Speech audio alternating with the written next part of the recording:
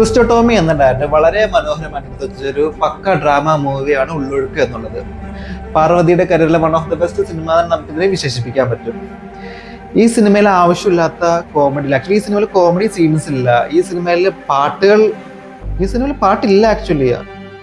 ഈ സിനിമയിൽ ഒരു പാട്ട് പോലും കൊടുത്തിട്ടില്ല. ബട്ട് എന്നിരുന്നാലും ആ സിനിമ പ്രേക്ഷകർ മൊത്തം ആ ഫുൾ ടൈം സ്ക്രീൻ, മിക്ക സിനിമയും കാണുമ്പോൾ ചിലർ അവിടെ ഇവിടെയൊക്കെ ഫോൺ തുറന്ന് നമുക്ക് ലേറ്റ് ഇങ്ങനെ മുഖത്തേക്ക് അടിക്കുന്നൊക്കെ അറിയാൻ പറ്റും. ഈ സിനിമയിൽ അതുപോലും ഉണ്ടായിട്ടില്ല. എല്ലാവരും ഇങ്ങനെ ഇരിക്കും. ചില സമയത്ത് ചിലരുടെ കണ്ണിൽ നിന്നൊക്കെ വെള്ളം ഒഴുകുണ്ടായി. അത് മോശമായതുകൊണ്ടോ അല്ലെങ്കിൽ അധികം സാഡ് സീൻസോ ഉള്ളത് കൊണ്ടല്ല, സിനിമയുടെ ഇമ്പാക്റ്റ് ആ ഡയറക്ടർ അത് കൺസീവ് ചെയ്ത് വെച്ചേക്കുന്നത്. നമുക്ക് കിട്ടുന്ന ഇമോഷൻസ് അത്രക്കും ഡീപ്പാണ് ആ സിനിമയെന്ന്.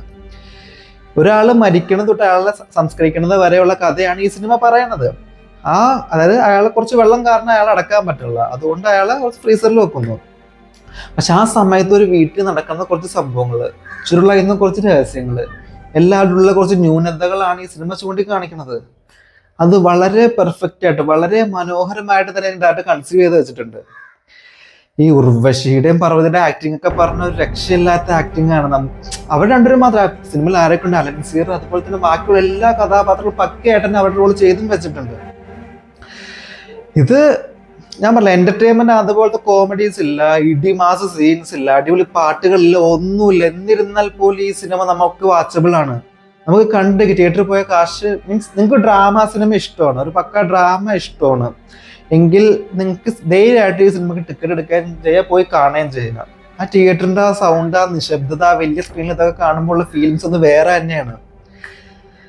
നിങ്ങൾക്ക് ഇതെന്താണ് ഒരു മസ്റ്റ് വാച്ച് ഡ്രാമ മൂവീസ് ആണ്. ഇത് OTT വന്ന് കണ്ട് എത്രത്തോളം എഫക്ട് ഉണ്ടാവും അറിയാൻ പാടില്ല. കാരണം നമ്മളിപ്പോൾ അടിച്ചെടുത്തില്ല, അപ്പൊ നമ്മൾ ചുമ്മാ സ്ക്രോൾ ചെയ്ത് വിടും ഈ സിനിമകള്. ഇതിനൊക്കെ നമ്മൾ പ്രൊമോട്ട് ചെയ്യേണ്ട സിനിമയാണ്. പക്ക ഡ്രാമ മലയാള സിനിമ, നല്ല രീതിയിൽ തന്നെ കഥ ചെയ്ത് നല്ല സ്ക്രിപ്റ്റ് ഉള്ള നല്ല ഡയറക്ഷനുള്ള സിനിമയാണ് ഇത്.